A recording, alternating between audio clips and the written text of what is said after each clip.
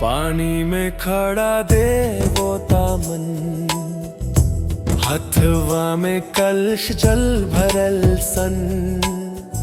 लाल अचरा से सूरज देव अर्घ देत बानी भाव से नेव।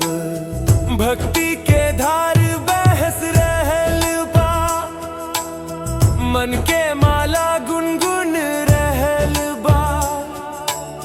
सूरज देव के ज्योत जगल बा, हर दुख से अब मन मचल बा। उगहो सूरज देव अर्घ ले लो, हमरा अचरा से जल दे लो। भक्ति के सागर बहा दे लो, सुख समृद्धि घर में भर दे लो।